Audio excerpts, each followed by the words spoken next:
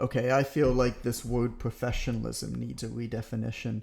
Everybody's worried that they're going to be unprofessional if they maybe swear or do something that's out of the norm.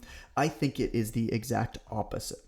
I think the best way to be professional is to be true to you and act in a way that is aligned to you. I actually think anything else is unprofessional. That's what we talk about with Amber in this hot seat call. I'm not going to go any further right now. I hope you have a listen. I hope you enjoy it. Amber, you're up next. Amber, I mean, you know the drill. We've done this before, but same type of thing. Quickly just go over kind of who you are and what you do, and for people who don't know you yet, and then what you want to talk about today. I'm Amber. I've been in the mentorship since January. I have been working with women who are focused on sustainable weight loss. And I am here today to talk about potentially changing my avatar. Okay. Because I'm not feeling super aligned with it anymore. Like it's not like constantly talking about weight loss, like even like working with women who are solely just like focused on the skill, focused on losing weight all the time. Like it's not what's bringing me joy anymore. I would really like to start focusing on working with women who just like the best way that I even put it in a group chat that we were on was like who just want to eat a lot and get strong as like all get out. Yeah. Like that's what I want. So Eat a lot and I'm just want to not. get strong as what?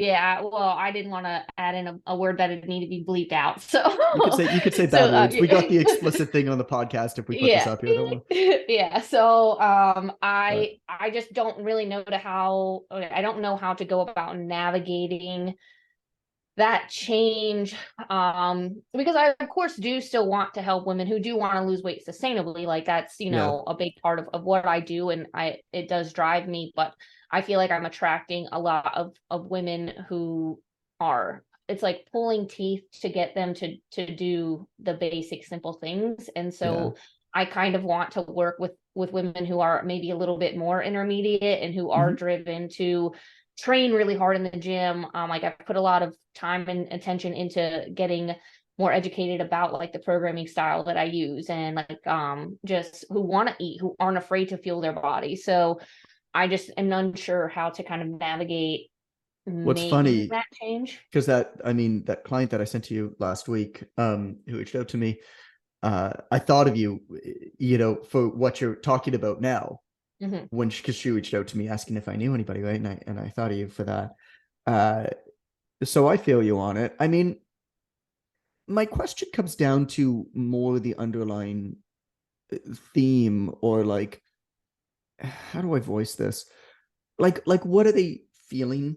It's those psychographics and those demographics, and a demographic is not all that useful because there could be people in different demographics who have the same psychographic.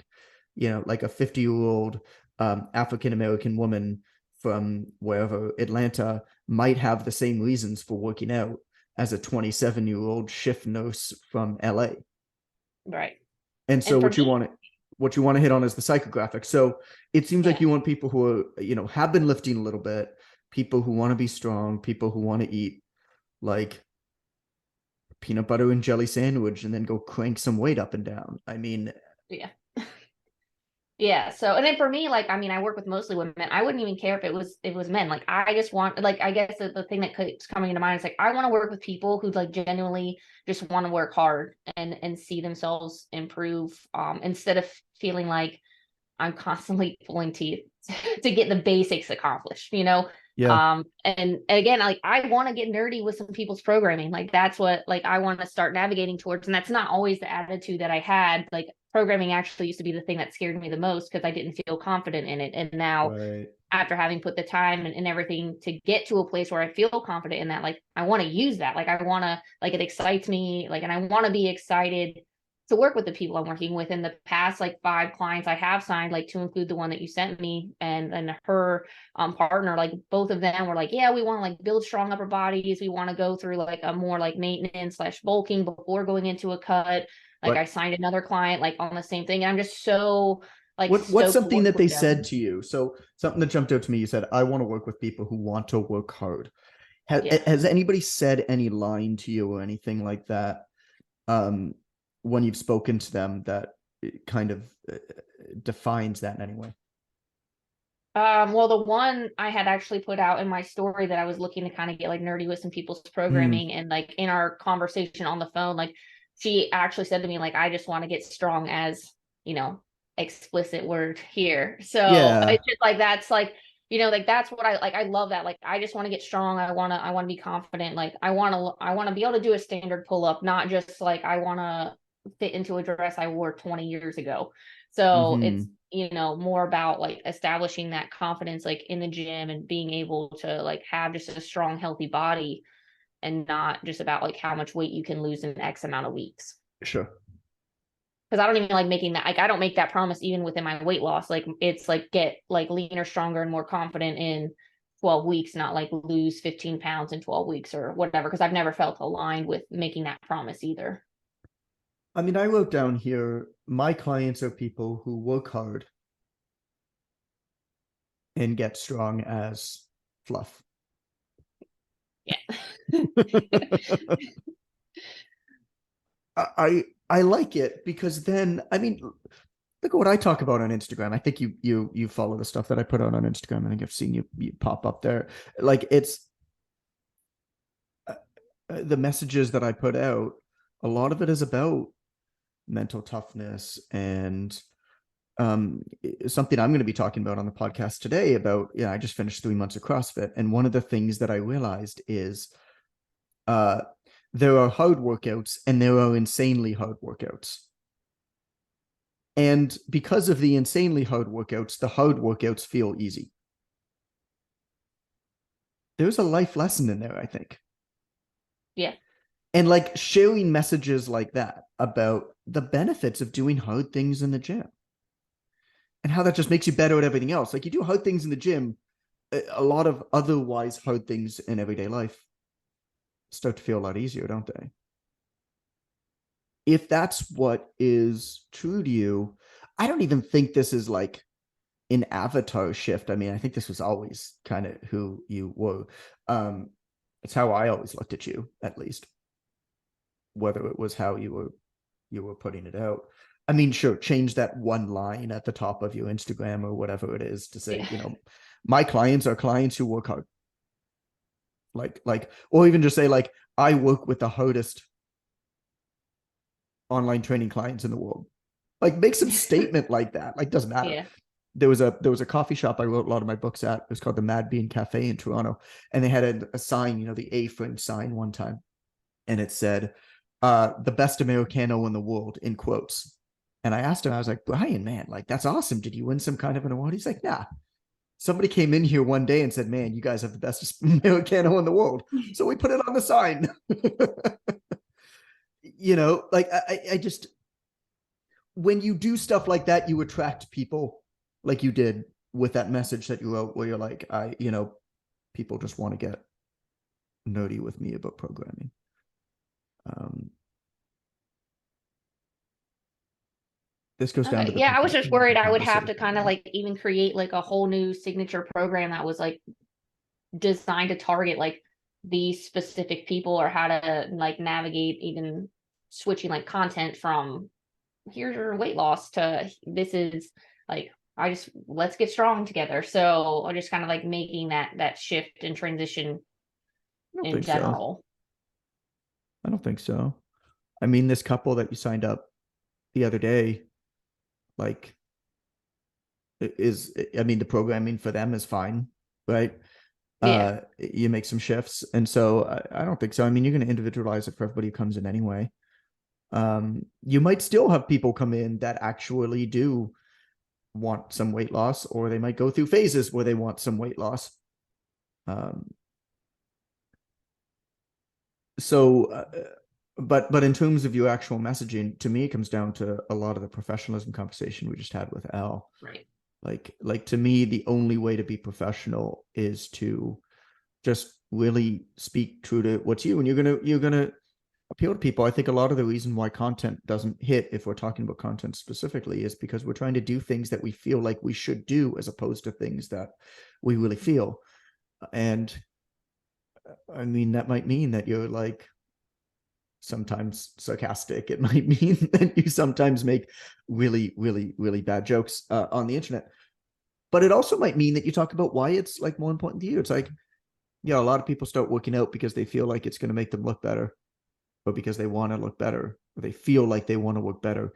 That's not why they keep working out, though.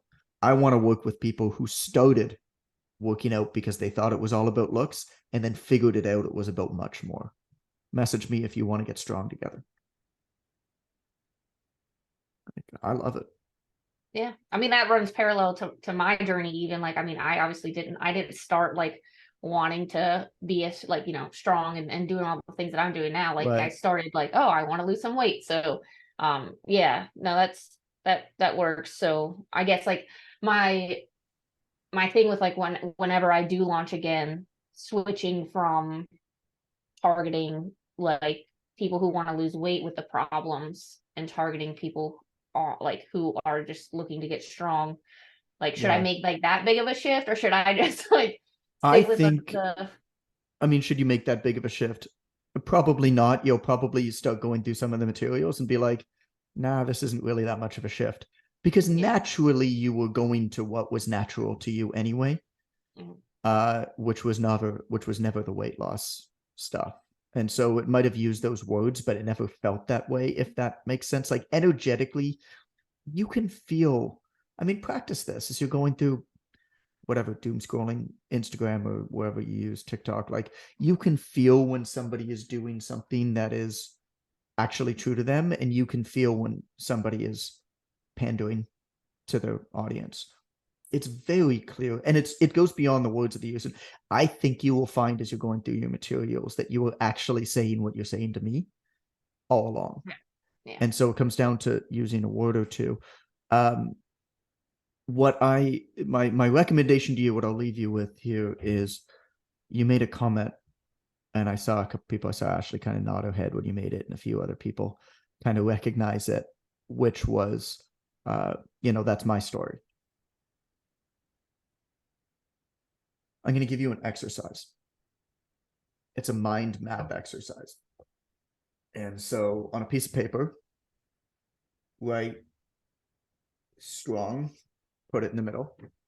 You probably can't see that. And then start working your way backwards right to when you started working out. So when you started working out, what did you want? Give me like a phrase, give me like a word of like whatever, lose weight. Weight like weight loss. Okay. Like, I mean, So that's what it, yeah. so do that as the next one. Can you see that? Okay. Okay. And then all the reasons why you wanted to lose weight back then. And then put that there. And then give me one reason you wanted to lose weight. Doesn't matter what it doesn't matter. I Just was uncomfortable in my clothes. okay. In clothing. Okay. Now you've got that. And now we're gonna go one deeper.